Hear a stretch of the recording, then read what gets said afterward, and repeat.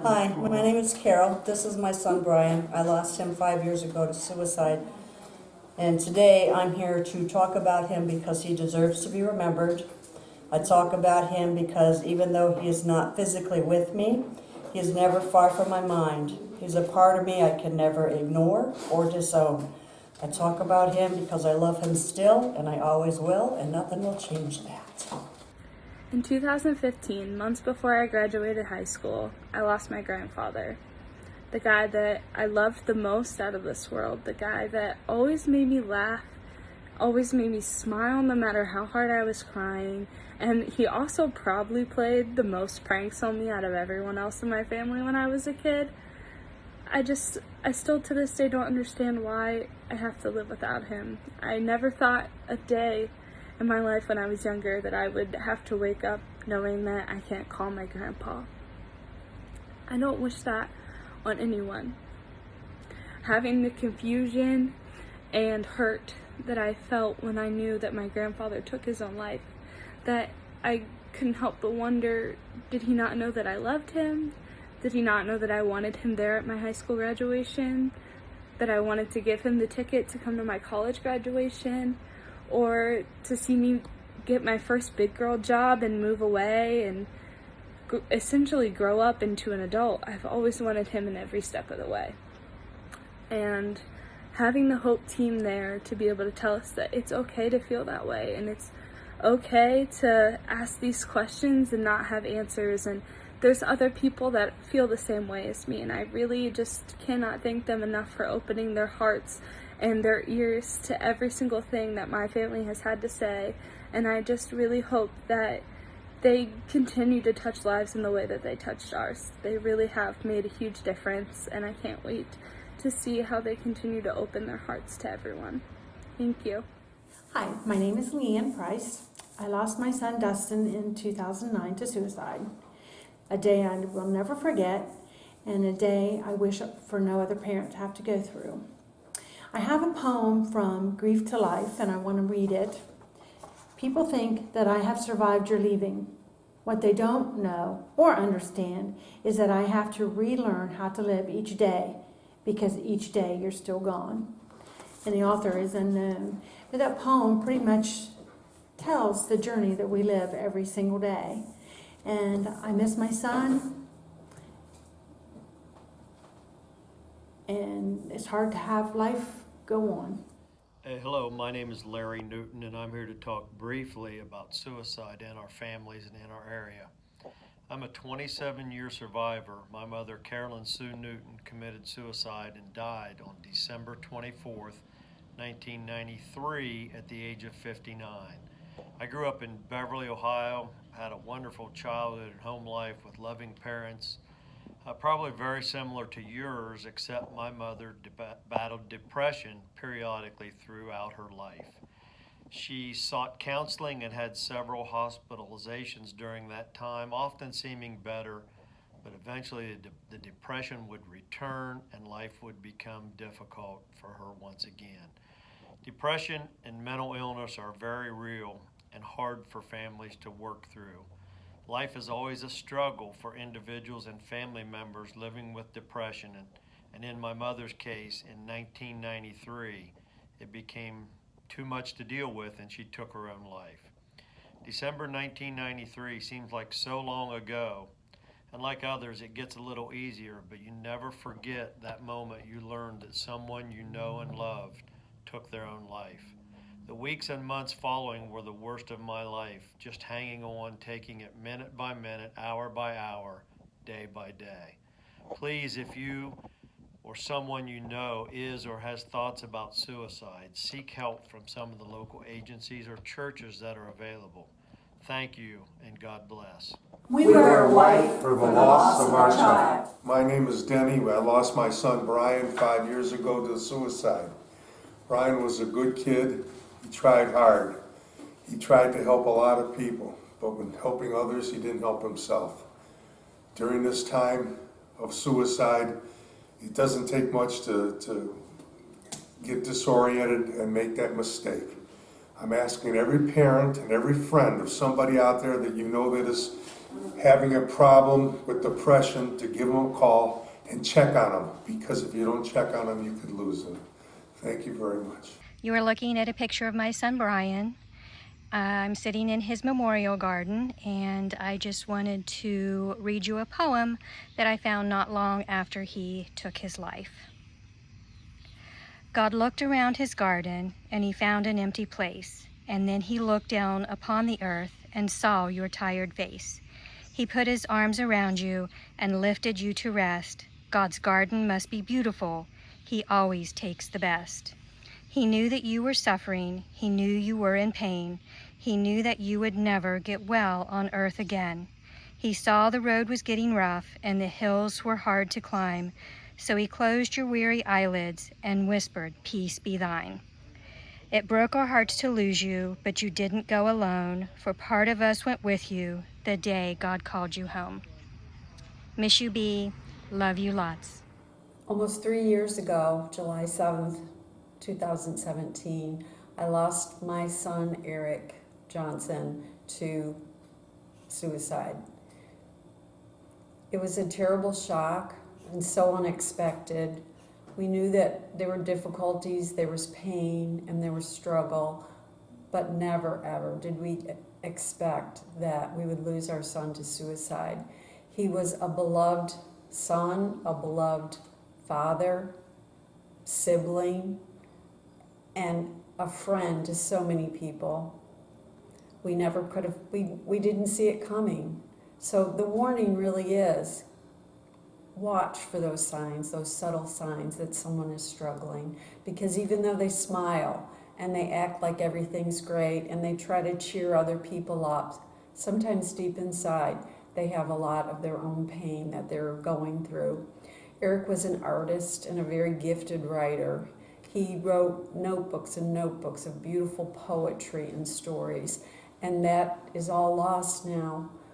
He was a beautiful artist, and here's just one little sample of the art he did. He loved to paint and draw and make collages and do all kinds of creative things. And on the back of this he wrote, "You are beautiful and sweet. Don't allow frustration to suffocate your breath. The breath of life, the breath of strength. Please don't give up. Please keep fighting for that breath, because you are so worth it and you are so loved." Just like our son Eric was so loved by so many. We wear blue to support others who are struggling. I lost my dad in 2015 at the age of 70 to suicide. It was the most difficult time that myself and my family have ever been through. My dad was an amazing dad, an amazing man. He cared and gave to everyone that ever knew him. He loved life. He was a wonderful husband. He was a father. He was a son. He was an uncle, a grandfather, a great-grandfather, a friend. But to me, most of all, he was my dad. I loved being a daddy's girl. He was so funny. I loved hearing his laughter and his hugs that he would give to all of us. And so for all of that, I miss it so terribly to know that he is gone. He wasn't one that struggled. So for him to be gone in this way was so tragic for all of our family.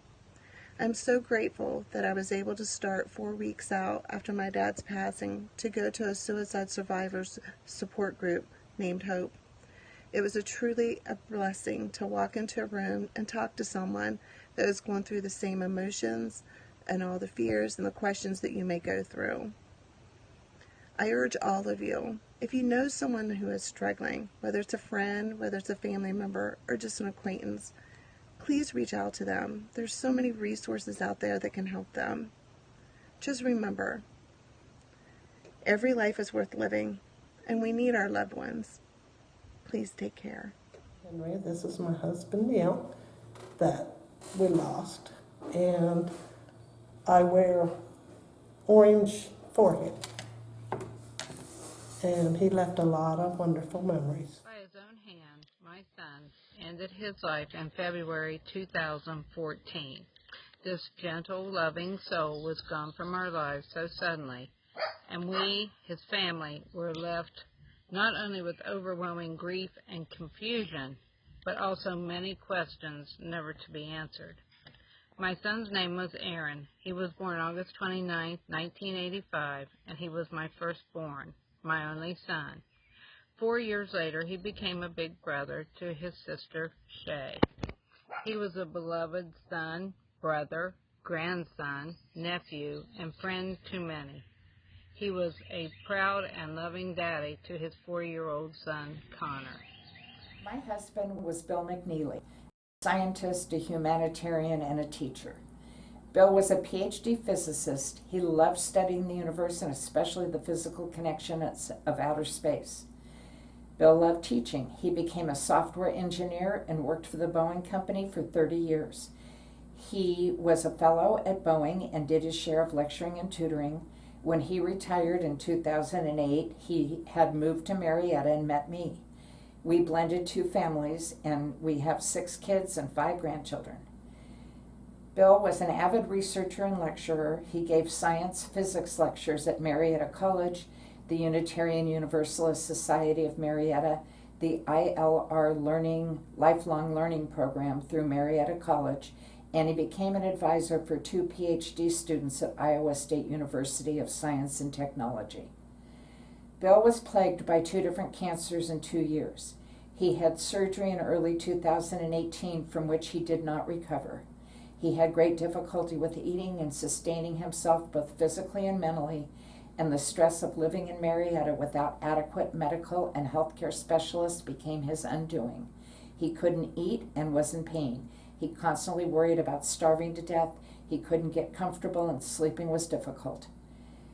And he had no one to turn to. He went to Strecker Cancer Center and to a well-known family doctor and got no help at either place.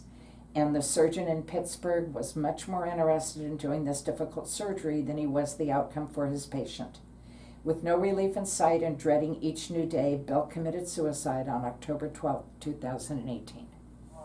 I wear the bead here for struggle. For me, I struggled for over almost a year and a half. In 2009, I had picked a date, a means, how I was planning on taking my life. But during that time, right before, a couple of weeks or so, I got wondering about a lot of things, how life was really coming about.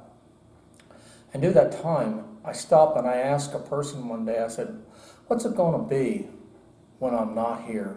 How's my family going to be? And I'm talking about my mom and my dad, my brother, my grandparents. What's it going to be like for them when I'm not here? And I know if the lady I talked to was a complete stranger almost, became a friend later. But she said, let me talk to you. And we talked and talked and talked. And during that time, I also lost my father, which didn't help any. So the struggle was even more, but I went past my due date of July 19th. But the one thing I did find, and this lady brought to me, my attention was, she brought me into to the Bible. She asked me to look at some things, and one of the first times I ever opened up a Bible, the words I found was, "He who believes in me will have eternal life." Well, I can say this now. I've worked with Leanne now for actually about 8 years, and helping with the Hope Group, because God gave me a whole new life. And actually, my life begun once I found Jesus Christ. I know not a lot of people like to maybe go into talking about God and religion, but for me, that's where it took me, because I did not want to see a doctor. I did not want to see a psychiatrist of any type. But I had a total stranger who took a moment to listen to me. So my words to you, if anybody's out there struggling, there's people out there who really do care. You just got to maybe open up to them. You might not know who they are. Don't be afraid to open up to them. Because I opened up to a total stranger, and I'm still alive. And now I work helping other people survive. And that is my testimony.